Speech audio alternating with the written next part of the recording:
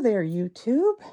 I am here with our faux chenille and woven block baby quilt, and I have the top, the batting, and the backing, and I've deliberately left this huge hunk down the side so that I might be able to get the binding out of it, or at least part of it. I will be using this spray and bond basting adhesive. I will flip back the top and then the batting, and I'll spray the space where the batting goes first. I'll smooth it down, and then I will do the same thing for the batting and the top, and I'll also go to the other side and I will make sure it's nice and straight and then spray that down as well. I fold this back. This is not a once and go method. You've got to keep smoothing things out. So this is the backing. It's a beautiful vintage RJR fashion fabrics. I don't know if there's a date on it. Not So Plain Geometry by RJR Fashion Fabrics. Spraying it up. Okay, that is smoothed down. Lather, rinse, and repeat with this layer. Get my wrinkles out. And this spray works really well. All right, so that's nice and smooth, no wrinkles. Okay, so I have that done. I'll do the batting on the top.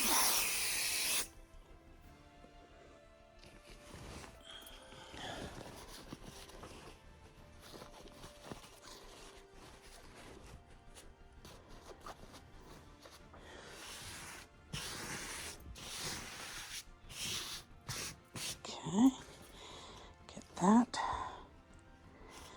down nice and tight. There we go. And that is all there is to it as far as sandwiching your quilt top and getting it ready for quilting.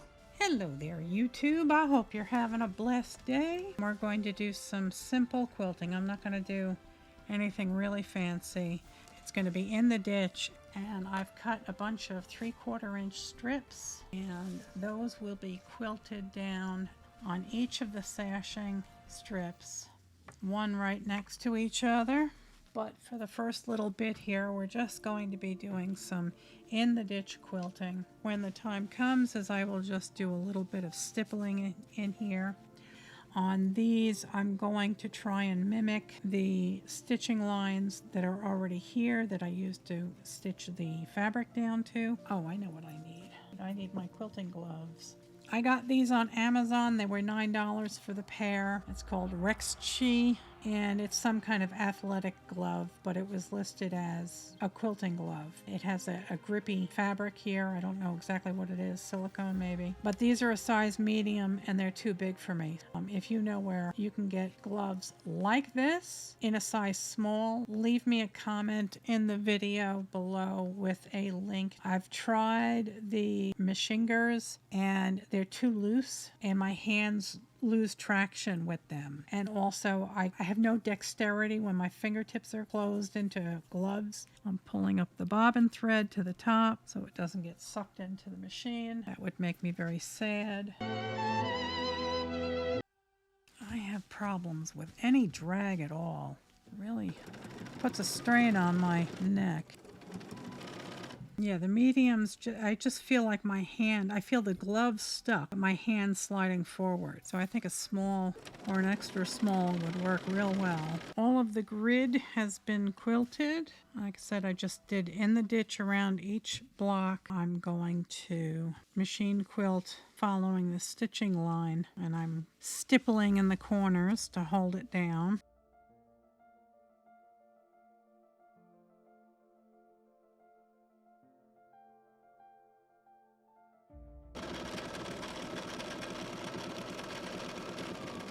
Okie doke.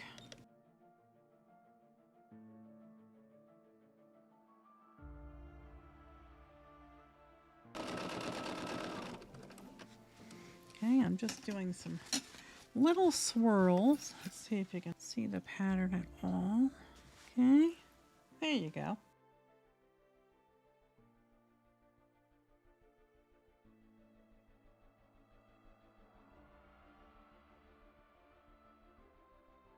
Okay, there is our first block.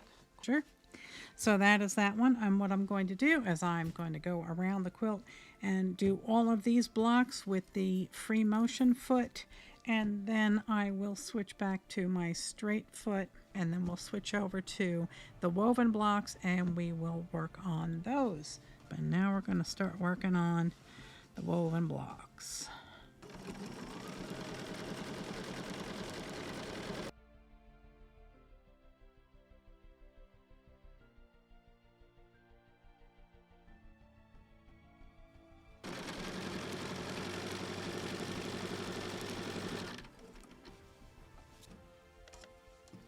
We are just zipping right through this.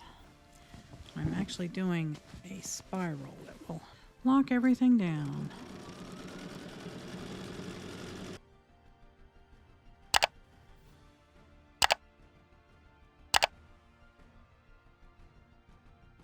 Now you can see the spiral, and I think that'll hold it down real well.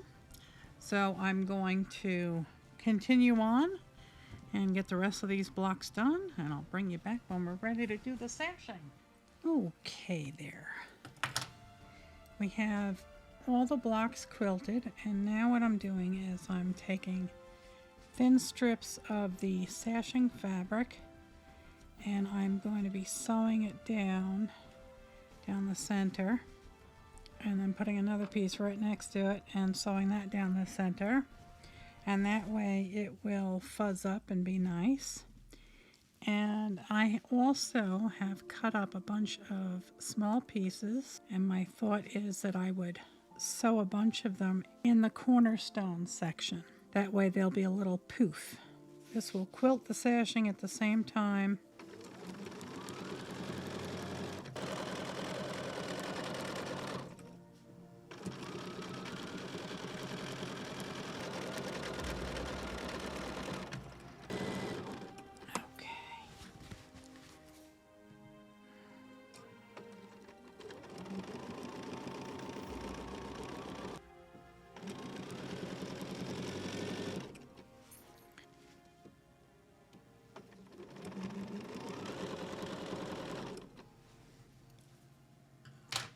Okay, so that is how this will work.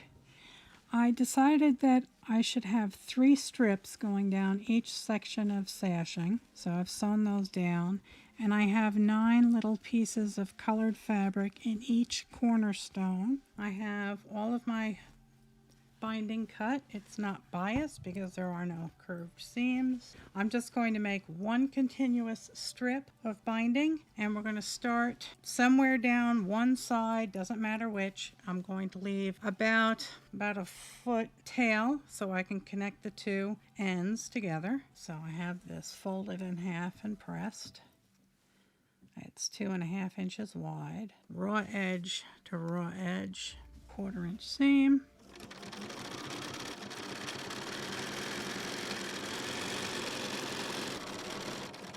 Here's my edge, and I'm going to go to about 1/4 inch from there and stop. I cut my thread, and now I'm going to flip my quilt around. So to get a nice mitered corner, I'm going to take my binding, I'm going to fold it at a 45-degree angle, like so. Okay, like that. And then I'm just going to fold it downward, and it's going to match up the edge of the quilt. Okay, and now we're going to go down. And that corner was turned. I'm taking the binding, folding it up at a 45-degree angle, and then folding down. And that corner is secure, and we march onward. All right.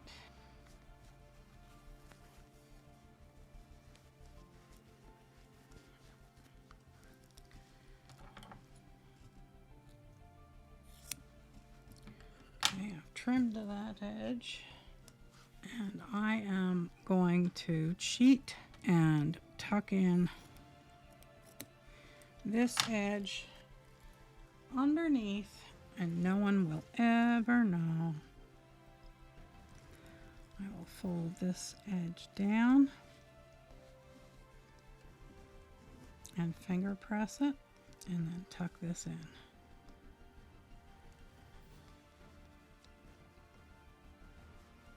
There. No one will ever know. Don't tell anyone. There we go. That's that side.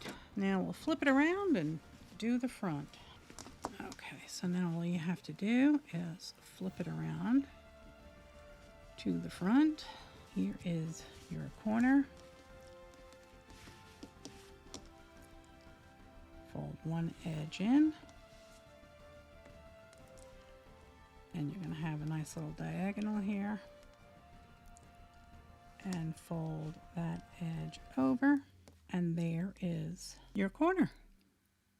It's that simple, not hard at all.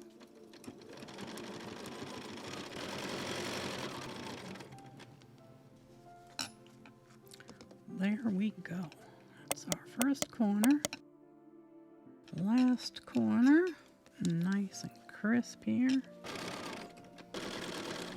All right, let me hang this up and we'll take a look at it. Okay, YouTube, the binding is done and I just have to throw it in the washer and dryer and then we can appreciate all the fuzz. Oh there, YouTube, guess what? It's out of the dryer. Let me turn the camera around and I'll show you what we've got. Look at it. Oh my God, I love it. It came out so nice. And I love how these turned out. These didn't ruffle quite as much. So if I do wash them, again, I'll take little snips out of them and then they'll fluff up better. But I love how this turned out.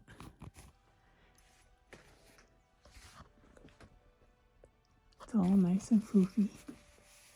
So YouTube, thanks so much for watching. I want to thank you for subscribing and commenting and liking the video. Please do give it a thumbs up. Please ring the little bell so you don't miss my next video. Thank you so much for coming along on my YouTube journey with me. I want to thank you so very much. I love you all. God bless. Good night, Elizabeth. Good night, John Boy.